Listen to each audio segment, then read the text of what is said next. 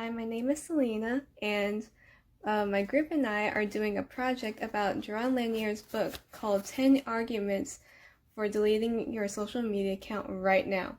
And we are going to support his 7th argument, that social media is making you unhappy.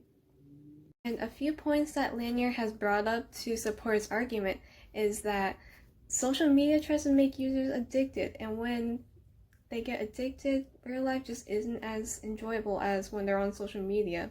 Social media also creates an environment that causes users to become competitive, to prove to each other that they have a happier life than everyone else.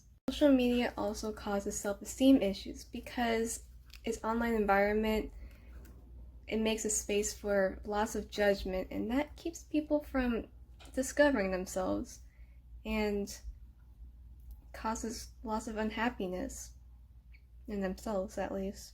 I've noticed that social media can cause unhappiness because people take advantage of the fact that they are anonymous, and they use that lack of identity to bully, harass, insult people under content that they have proudly created or posted. And I noticed that social media can cause unhappiness because people take advantage of the fact that they are anonymous, and that lack of identity can lead them to believe that they will not face any consequences of what they say to other people online. They can say bad things to them, insult them, put them down. They can say a lot of things, and it hurts whoever they're trying to put down and discourage, and it can cause a lot of unhappiness to them and to others who are involved in it. There's a lot of trolling, and it's very hard to avoid. People are there to get a reaction out of you, and usually they're looking for a negative reaction. So that's why they try to cause unhappiness. And there's nothing holding them back from doing so. There's no moderation that is watching over what people say online or post online. And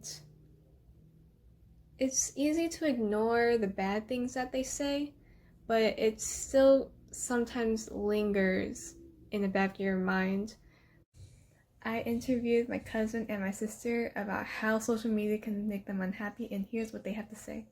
So I am a procrastinator and I get distracted easily, and social media doesn't help when I don't feel like doing anything. I continuously scroll through social media looking at random things, and it makes me lose my productive time, and it just makes me feel unproductive in general. I am friends with people that actually have lives. I don't have time to go to places that they're having fun at and seeing them post whatever cool thing that they're at, or like whatever they're even doing. It doesn't matter how big or small, whether they're like at their house making cookies or like out someplace that's like fun, you know, like a park or some shit. It's like I'm missing out on stuff, and my life is very mundane, and it's like I don't have time to go out because like I'm a life of a designer, a student designer. I have to dedicate all my time doing designer stuff. Yeah, I wish, like, I'm not that much of a person who goes out and stuff, but like seeing people do things outside looks very fun, and I want to do that too, but knowing I can't. And that's why I stopped using social media, because like all these people I should say I used to know now, like I see myself being in that group, hanging out with them, but I've dedicated my life to studying, unfortunately.